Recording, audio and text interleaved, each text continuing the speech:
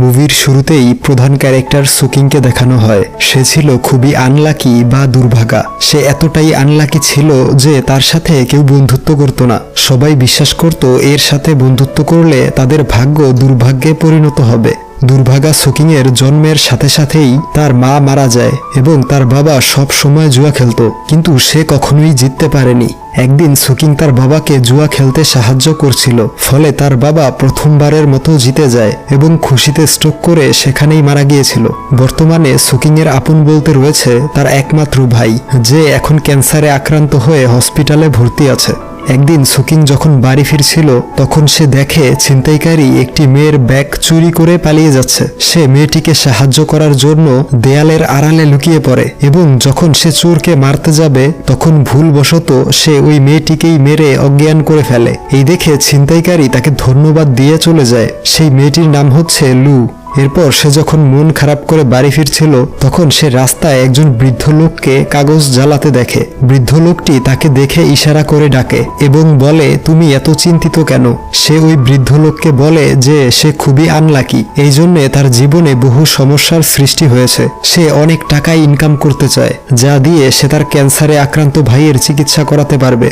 এই শুনে বৃদ্ধ লোকটি তাকে কিছু টাকা দিতে চায়, কিন্তু সে টাকা নিতে অস্বীকৃতি জানায়। এতে বৃদ্ধ লোকটি খুশি হয়ে বলে, আমি তোমাকে গোল্ডেন আইস বা সোনালী চোখ নামক একটি অলৌকিক শক্তি উপহার দিলাম, যার মাধ্যমে তুমি যে কোনো কিছু ভেদ করে দেখতে পারবে। আর এই সুপার পাওয়ারের একটি শর্ত আছে, এটি যদি খারাপ কাজে ব্যবহার করো তাহলে তুমি ধ্বংস হয়ে যাবে। পরবর্তী সিনে অনেক পুরাতন এবং মূল্যবান একটি ড্রাগনের স্ট্যাম্পের নিলাম দেখানো হয়, যেখানে একটি মেয়ে সেই স্ট্যাম্পটি চুরি করে সেখানে একটি নকল স্ট্যাম্প রেখে দেয়। মেয়েটি সিকিউরিটির কারণে স্ট্যাম্পটি নিয়ে যেতে পারে না, তাই একটি বইয়ের ভিতর রেখে টেবিলের নিচে আটা দিয়ে লাগিয়ে রাখে। কিন্তু সে চলে যাওয়ার পর বইটি নিচে পড়ে যায়। তখন রুম পরিষ্কার করতে আসা লোকটি ময়লার ঝুড়িতে করে বইটিকে আবর্জনার গাড়িতে দিয়ে দেয়। পরদিন সকালে সুকিং ঘুম থেকে জেগে দেখে সে রাস্তার মধ্যে শুয়ে আছে। এরপর সে তার একমাত্র বন্ধু লিওয়ের কাছে আসে। লিওয়ের দিদার একটি পুরাতন বইয়ের দোকান ছিল। সে প্রতিদিন লিওয়ের দিদাকে বই গুছিয়ে রাখতে সাহায্য করে। সেই দিন ওই ড্রাগন স্ট্যাম্প রাখা বইটি তাদের দোকানে আসে। এরপর যাওয়ার সময় সে কয়েকটি বই কিনে নেয়, আর সেই বইগুলোর মধ্যে ওই বইটিও ছিল। লিওয়ের দিদা জানতো যে সুকিং এর পরিবারের অর্থনৈতিক অবস্থা ভালো নয়, তাই লিউকে টাকাগুলো ফিরিয়ে দিতে বলে। লিউ ছিল অত্যন্ত মোটা এবং অলস, তাই সে টাকা ফিরিয়ে দিতে গিয়ে ম্যানহোলে পড়ে যায়। এরপর সুকিং বাসায় গিয়ে দেখে তার ভাইয়ের বউ অর্থাৎ তার ভাবি তার জন্য খাবার নিয়ে বসে আছে। সুকিং তার ভাবিকে বলে, আমি পার্ট টাইম জব করব, সামনে আমার সেমিস্টার ফি, ভাইয়ের চিকিৎসা ও বাসা ভাড়া সবকিছু মিলিয়ে তোমার অনেক কষ্ট হচ্ছে। ভাবি তাকে বলে, তুমি পড়ালেখায় মনোযোগ দাও, বাকি সব আমি দেখব।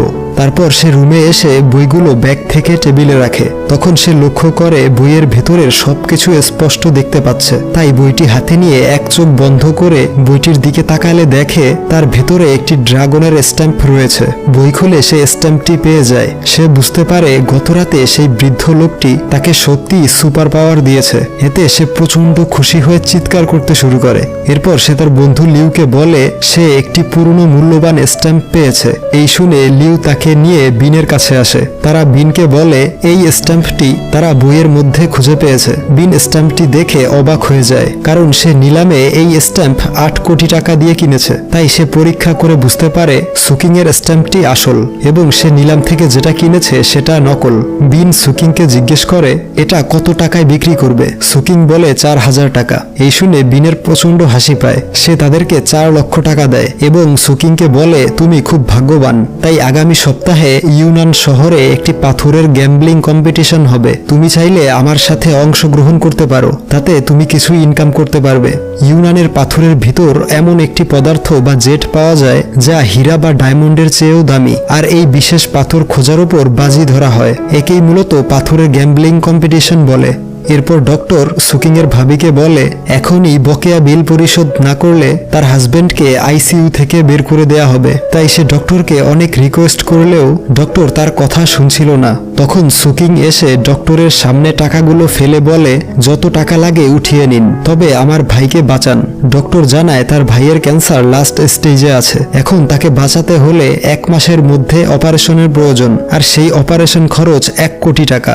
তাই 1 কোটি টাকা ম্যানেজ করার জন্য সে প্রথমে লটারির দোকানে তার পাওয়ার ব্যবহার করে। দেখে লটারির সর্বোচ্চ প্রাইজ মানি হচ্ছে 1 লক্ষ টাকা। তাই সে লিউ এর দোকানের বইগুলো খুঁজতে থাকে, দেখে কোনো এন্টিক জিনিস পায় কিনা। হঠাৎ তার বিনের কথা মনে পড়ে। সে তখনই বিনের কাছে চলে আসে। বিন বডি মাসাজ নিচ্ছিল এবং সে সুকিংকেও মাসাজ করাতে বলে। সুকিং তাকে জিজ্ঞেস করে, সত্যি কি পাথরের উপর বাজি ধরে টাকা ইনকাম করা যায়? বিন বলে হ্যাঁ। সুকিং বলে তার 1 কোটি টাকার প্রয়োজন। বিন বলে তাহলে আমার সাথে ইউনান শহরে চলো।